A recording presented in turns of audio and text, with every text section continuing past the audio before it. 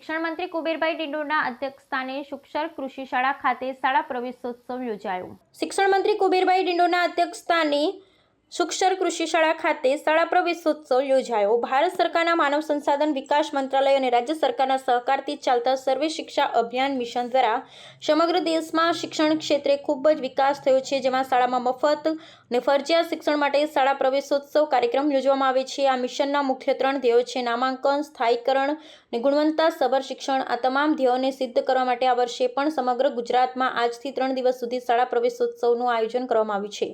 દાહોદ જિલ્લાના ફતેપુરા તાલુકામાં આવેલ કૃષિ શાળા સુક્ષર ખાતે શિક્ષણ મંત્રી કુબેરભાઈ ડિંડોના અધ્યક્ષસ્થાને શાળા પ્રવેશોત્સવ કાર્યક્રમનું આયોજન કરવામાં આવ્યું હતું। સુક્ષર કૃષિ શાળાની વાત કરીએ તો આ શાળાની સ્થાપના વર્ષ 1955માં થઈ હતી। 17 શિક્ષકો સાથે અન્ય તમામ પ્રાથમિક તેમજ ભૌતિક સુવિધાઓથી સજ્જ આ શાળામાં હાલ 325 કુમાર, 297 કન્યાઓ એમ કુલ 622 વિદ્યાર્થીઓ અભ્યાસ કરી રહ્યા છે। આજે શાળા પ્રવેશોત્સવ નિમિત્તે બાલવાટિકામાં 6 કુમાર અને 11 કન્યાઓ એમ કુલ 17 પ્રવેશપાત્ર બાળકો તેમજ ધોરણ 1માં 16 કુમાર અને 19 કન્યાઓ એમ મળી કુલ 35 વિદ્યાર્થીઓને પ્રવેશ આપવામાં આવ્યો હતો।